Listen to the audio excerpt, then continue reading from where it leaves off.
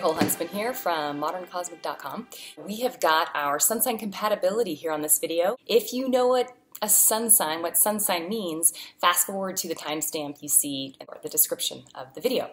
So in Western astrology, we take the year, the 12 calendar months, okay? And we divide them up according to the Earth's relationship to the sun. And this makes sense if you think back in the day when we were farmers. The movement of the sun, it's actually our movement, the tilt of our Earth relative to the sun and how it affects the seasons was very important.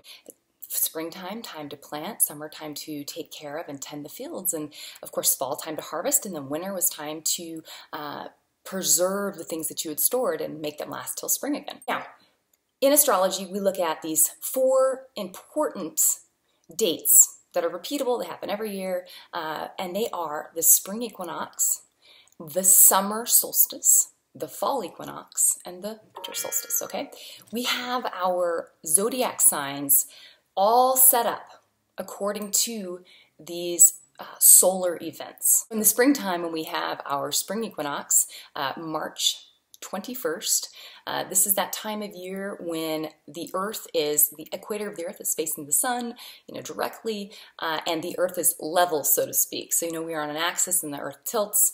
At this point in the year, we're level. It's why you can spin an egg and it will spin. Now, that's the beginning of the zodiac year, and really should be the beginning of our year. It would make sense to have the time when we go from winter, where we have more darkness than light, to the time when it's equal. We have an equal amount of daylight and equal amount of darkness, and then we move into the time of the year, the spring, when we have more light and less darkness each day, okay, until we hit the summer solstice, when we have the most light, more light, and less of the darkness. So with the zodiac, your sun sign falls during a month between those 4 events. So your sun sign is going to fall into one of these segments, okay? We've got the 12 months divided up into 4, 1, 2, 3, 4, according to those solar events. And then in each of those sections, we have 3 zodiac signs, okay? Your sun sign is important in that it shows your general life force. If you think of the sun is the star in our solar system. It is the mass, the giant mass, relative to us anyway, that is holding our solar system together. Without the sun, without our star, we wouldn't be here, and if something happened to our sun, we would all die, we would perish. We eat food that's made from the energy of the sun. We are literally made of sun, which is pretty cool. Someone's sun sign shows you the basic premise upon which their personality is built. It's like a canvas that we're going to paint upon. It doesn't have any paint on it yet, it's just the canvas. Is it wood? Is it metal? Is it canvas? Is it a panel? Is it round? Is it square? How big is it? How little is it? The zodiac sign will sort of illuminate, and it will explain and make granular sort of this very basic part of what we have to work with, okay, with the personality. So it's the first step in building, when you're looking at an astrology birth chart, it's the first thing you look at because you're going to build upon it, all right? And then all the brushstrokes come with the moon and all the angular houses and the planets and the aspects between the planets. That's when it becomes a beautiful picture.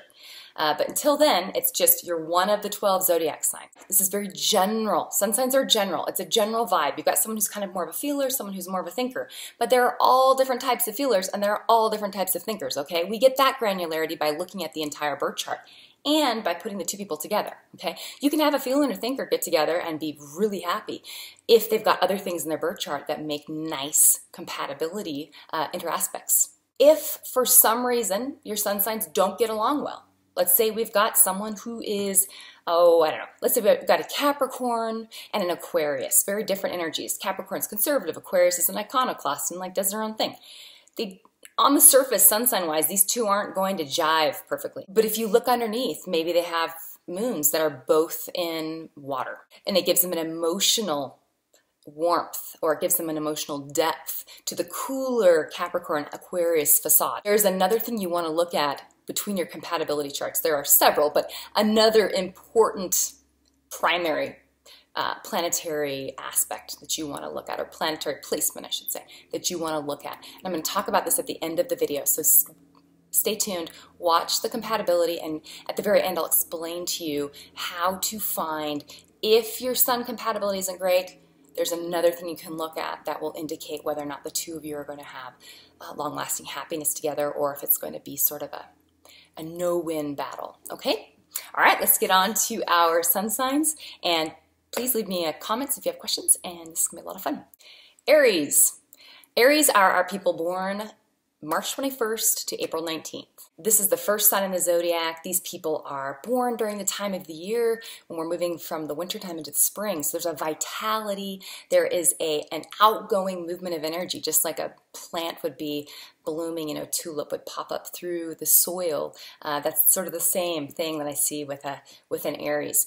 They're dynamic, they're outwardly focused, passionate, they need fuel, and they are fighters. Now, Aries also, these are the independent soldiers of the zodiac. They're our protagonists. They're the first person, the individual setting out on this journey of the zodiac. And as you move through the different zodiac signs, you'll see how this journey progresses. Self-starters like Aries, a lot of times they're perfectly comfortable going it alone. They're quite comfortable in leadership roles. They prefer to be in leadership roles. And so partnerships sometimes for Aries can be a little tricky.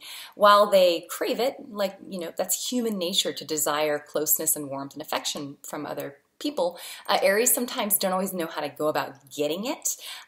You know, they can be a little bit combative and a little what's the word, scratchy, you know, in their relationships. But overall, these are brave, inspiring, self-starting, innovative, wonderful people that they just require a partner with some patience, and a partner who also is willing to be just as passionate and fiery as they are, but maybe perhaps a little bit more grounded. On the shadow side of Aries, we do have an individual who can be a little self-centered. They can be a little like the fool from the tarot deck, you know, stepping off the cliff while the dog is barking. Don't go that way, you know. They can sometimes be overly optimistic, or they can perhaps, instead of planning, they just want to jump into something and get going, and quite impulsive, okay? They can be a little difficult to teach at times. And they can sometimes lack the emotional tact that is required in love relationships and just general interpersonal relating. But if you have patience with an Aries, they are not the type to hold a grudge. They will usually kind of, they've let it out and then they're good after. So typically they're quite forgiving, and they have this childlike nature to them where it's almost a naivete and an innocence. They don't really mean anything by it. They just sometimes, like I said, they're not necessarily easy to teach, and so they have to kind of like do things over and over again until they figure them out. Aries in love. These are individuals, right? They like to make the first move. Aries prefers being the one doing the chasing, at least initially.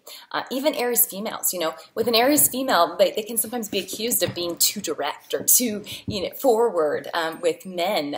In our culture, at least, you know, I'm here in the United States, in Western culture, traditionally men were the ones who would take that lead role. So female Aries sometimes can be accused of being ball busters or bitches or too brave or too headstrong, or, you know, these things. And I say bowl to that, you know. I think that Aries we need Aries men and women. These are the ones that are the brave, courageous individuals that will go for something. Now, in love, they need passion. They need passion, they need sex. They're a very physical sign, and they actually need fights, believe it or not. And when I say fights, I don't mean, you know, out and out emotional drama, but they like a little bit of like a little bit of a tension or friction in their relationships. They need that. If there was someone who doesn't really push back or lean back against them or was always pleasing them, they'll get annoyed and they'll get bored. And you don't want an annoyed, bored Aries, because you won't have them for long. They will be out of there, okay? Aries expectations in love.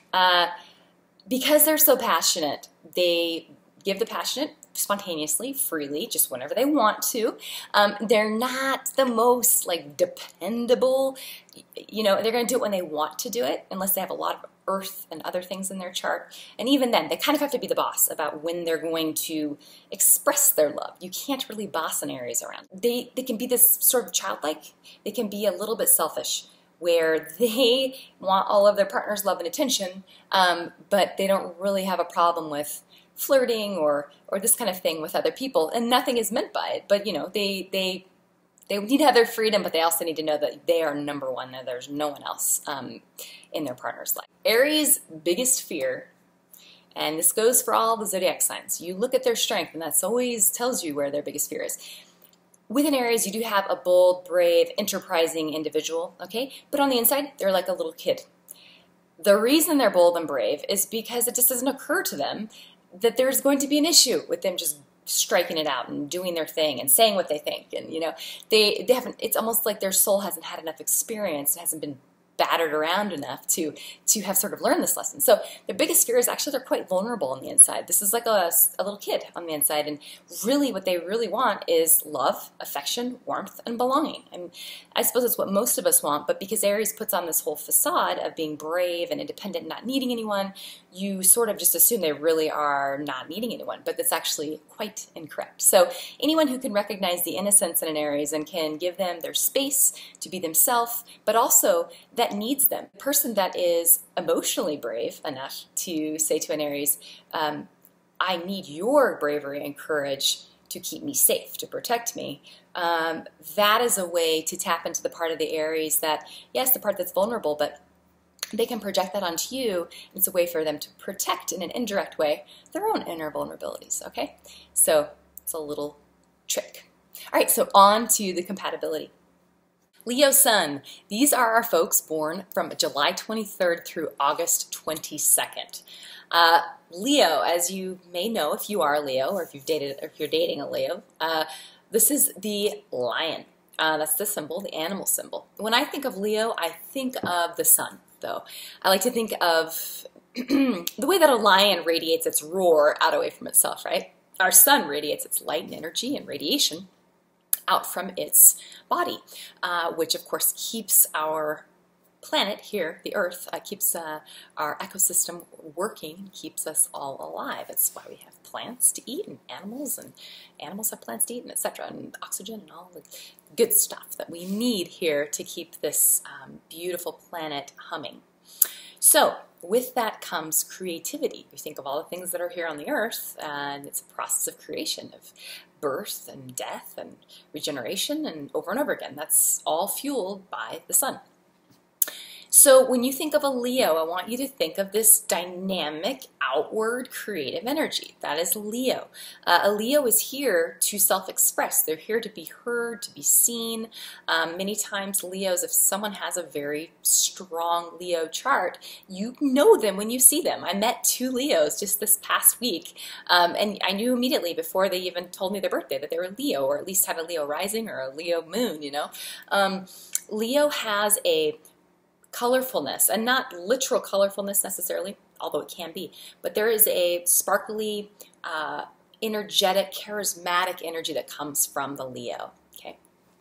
Now, on the high side with Leo, we have a fixed sign. So this is someone who, once they've made their mind up about something, they're quite loyal and they're committed, sometimes to a fault even. They can sometimes, like the Taurus or sometimes the Scorp, or, you know, they sometimes can get themselves in situations where they stay longer than they should, okay? Not always. Now, if they're, as long as they're being admired and they feel like this is a situation where they're getting their pets and the affection and the time and the admiration that they need from their partner, they can overstay relationships that are maybe with partners who are on again, off again. You know, that can sometimes happen to a Leo, because when it's on, it's really good and they feel fantastic, and then when it's off, they can feel dejected and they want to win back the on again affections of their partner, if that makes sense. So that can happen sometimes with Leo. Now, back to the Leo temperament though. Also, this is a personality type that's quite protective of loved ones. It's a fire sign. They have a natural leadership quality to them. They are warm and affectionate. They're quite generous. They like to, many times, a lot of Leo's men in particular, they're gift givers, you know. Because there's a nostalgia, sort of like the way Cancer is nostalgic, but in a different way. They like to be giving the gifts or giving the love. You know, that's this outward flow of energy. But also, let's move to the shadow side of Leo. On the shadow side, Leo can also be pouty. If they're not getting the attention that they want or that they feel they deserve, they can be pouty. They can be you know, like they're the divine child, actually, of the zodiac, the divine child, the sun, and you know, they can at times, if they feel like they're not being loved by their partner, as a mother would love a child, they pout like a little baby. So also, Leos need to feel like they're number one. They need to feel like they are the be-all and end-all. I have so many clients. This is really funny. It's anecdotal, of course, but I would say I can think of right now 5 or 6 different clients who have and also 2 people that I've dated who have exes who have their moon in Leo, that are female with the moon in Leo, and who broke up with, okay, mind you, they broke up with the male partner, but then after that male partner has moved on to a new female, the Leo moons come back into the picture, okay? Or they still need to feel like they're number one, even though they don't even really care about the partner, okay? Now this is shadow side. So hopefully if you're listening to this and you're a Leo, you don't do such silly tricks. But if you do, we're on to you. Okay, now what else? Also, you've got, they can be vain, right? They can be proud, dignified on the high side, and proud kind of on the like low functioning side, where they don't want to look bad, so they can cover their tracks, or, you know, lie about something to save face. They're such good salespeople. They're so good at talking you into whatever it is that they kind of have in mind. Like a true Leo, they're so enthusiastic and charismatic. You feel like, well, yeah, I want to do whatever it is you're talking about. That sounds great. You know, they can really sell people into something. But you know, that can also make them seem they can be bossy sometimes, or they can be a little overbearing with what they think is the right way. If you're working like in a team, sometimes the Leo can be like, wants to get its way. It's the king and the queen, you know, so they can be a little demanding or bossy. But ultimately, they are a strong leader, and a lot of times they are correct. They have a good intuition, and it's different than a water sign intuition. It's a fire sign intuition. It's just kind of like you know, they'll strike out and try something, and if it doesn't quite go the way that they expect it to go, they'll fix it and make it go the way. You know what I mean? That's a fixed energy. It's like taking what you've got in the present moment and making it work, okay? Applying energy to that to make it work. Now, as far as also another shadow side thing, they do have a high need for thank yous and for praise. And I don't know that that's necessarily shadow side or low functioning. I feel like that's actually just, if you as a partner or a friend, if you understand your Leo, you recognize that they are generous and they give, okay? But they don't do it the way a Virgo does it, where it's like self-effacing, like they give. They don't really expect or nor kind of in a way want or feel comfortable with receiving in return. Leo's not like that. Leo's the divine child. It's like a kid playing. They want to throw you the ball, and then they want you to throw it back to them. Like, okay, you know, like they want the back and forth. They want to give to you. It's just like the sun and the moon, right? So the sun shines on the moon reflects the light back. They just want this reciprocity there, and they want to be told thank you, or, you know, like to recognize that they're making an effort and they're focusing all their divine energy on you. So recognize that and know that you are with someone who is here to express their ego. So you need to support that sort of life purpose. Okay, Leo's in love. Now you've got a Leo, someone who's true Leo. They're very romantic, they're ardent, and because remember we talked about them being the divine child, there's an innocence to the way that they love. They like to have fun, they like to be spontaneous and surprise their partner with, you know, whether it's a fun trip or it's even just something simple like a love letter that they've left for you on the counter, or, you know, a female Leo, I can see her leaving like lipstick kisses and words and stuff on the mirror, like that kind of thing. Like they like to demonstrate and express their love when they're really in love with someone, and they're really proud. Like on social media, you see Leos, they'd be posting like pictures of their partner and the two of them together, and you know, they want to show you off. And it's not out of, it's out of this place of kind of like, you know, they just admire you as well. And so when they admire, they have to like let others know. They can't like keep it to themselves, okay? Okay, Leo's expectations in love. Now, Leos many times, like I said earlier, they have a little pride and dignity to themselves in the way that they operate. They appreciate a partner who also takes pride in themselves. And this includes physically. You know, a lot of Leos, they can be kind of flashy with the way that they dress. You could have a Leo that started out, you know, with not a lot of money, and then gets a job in the real world, and starts making some good money, and then the first thing they would do is go out and buy some really nice clothes, you know? Like they like to, again, because they're this energy that's about flowing outward from this It's an extroverted expression of energy. So to be seen, to be heard, to make a mark, that's Leo. And so the way you dress many times, they can be bold. So they like a partner who is also someone who presents well, you know, someone that they can take out in public and be proud of. Now, also expectations. They expect loyalty. They are loyal. If they've committed to you, if they're in love with you, you know with a Leo, okay? Of course, the whole chart, we need to look at the whole chart, but Leo's quite expressive and ardent. When they're in love, they can't help but tell you, so you will know.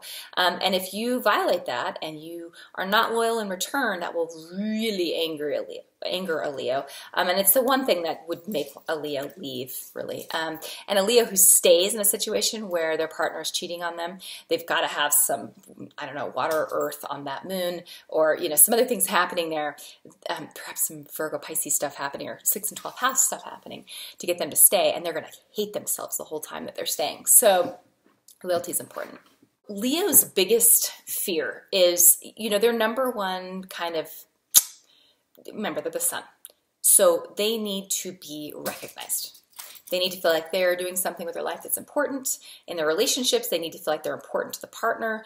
There is a little bit of an egocentrism to them. I mean, look, the sun, it's our star that holds our entire solar system together. So they probably deserve, and they probably, you know, a Leo typically, and as long as they're well aspected, they're quite loving, and they deserve the admiration that they need, you know, they seek.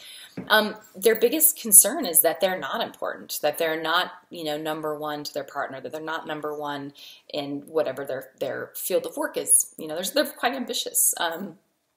Because it's the sense that you came, you lived your life, but you didn't do the one thing you were supposed to come do, which is leave a mark, an indelible mark that's unique to you. That's Leo's mission. So if they feel like they're not accomplishing that, then you got a sad Leo. So that's their fear. So support them in their efforts, their creative efforts, their career efforts. Be patient with them when they do go through a little ego, times where they get a little, kind of a little inflated ego. If you can help bring them back to earth, that's always good. But do it in a nice way without hurting their dignity, okay? And ultimately, they just need love and affection returned back to them. They're pretty simple. They want to be admired, loved, and snuggled, and all of that good stuff. So Aries and Leo. Okay, here we have an energetic, creative coupling. These two were sort of made to be with one another. They're both fire. They understand that they understand each other's passions. It kind of runs at the same vibration, you know, if I can use like woo-woo terminology. But will initially attract or repulse these signs. You've got these two people who are both interested in making a mark in the world.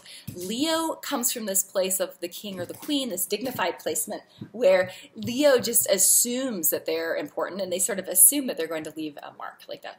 Of course I'm going to leave a mark. What else am I here to do? Aries comes from this place of being this fighter, where the Aries wants to fight for and aim for and struggle and get the thing that they're you know, to get the prize. Whereas Leo sort of assumes the prize. They're like, well, of course it's going to be mine.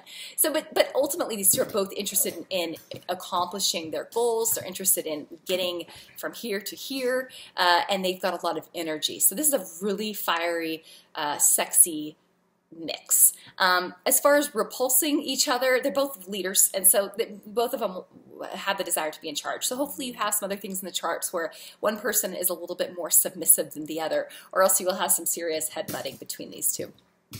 Now, long-term interaction, you've got two big egos. So long-term interaction is usually pretty good between these two because they get one another, but you can have hurt egos, and in particular the Leo can have their sort of ego hurt by the Aries at times, where the Leo will go lick their paw and pout and sulk, and the Aries is just kind of like, what are you doing? And then you know, I don't really see the Leo hurting the Aries as much, other than, yeah, I really just don't see the Leo hurting the Aries. It's more the Aries hurting the Leo. So long-term interaction, as long as the Aries can recognize when the Aries is being a little too aggressive or assertive, or not thinking of the Leo's feelings or the Leo's pride, dignity, because the Leo cares about these things. And as long as there's a loyalty, because that's very important to the Leo as well. If the Leo feels like their Aries is not being loyal, that's a huge stab in their heart, which is what Leo rules the heart, you know, so it really hurts their feelings. They need to feel like they are the only one for that Aries. And Leo, I'm sorry, Aries also is a sign that really needs to feel like it's the only, you know, it's the number one person in their partner's life. So that, you know, that works well. They get each other on that level. So specific areas of conflict and harmony. Conflict, you know, as I said earlier, both of these people are competitive and they want to win at all costs, and they just go about it in different ways. So in the relationship itself, this means, you know, if they disagree about something, Aries will sort of fight for what they want, and Leo will be very offended that they're not getting their way. And so that's where you have the butting of heads. You have the two egos, the two individuals not understanding one another. So that's a source of conflict for these two. As far as harmony goes, I mean, there are lots of things that these two harmonize on. Very creative together. They have this ability to come up with new ideas together. Quite a sexy, passionate combination as far as their love life goes. You've got, you know, two people who are very charismatic and will be seen as, you know, kind of a power couple. In a lot of energy too, and passion, and this dynamic outward, okay, what are we going to be doing next with our lives? You know, these are people that you would see actively involved sort of in the community, enjoying things together. So how others will see this couple, others will see this partnership as two people who are meant to be together, a charismatic power couple.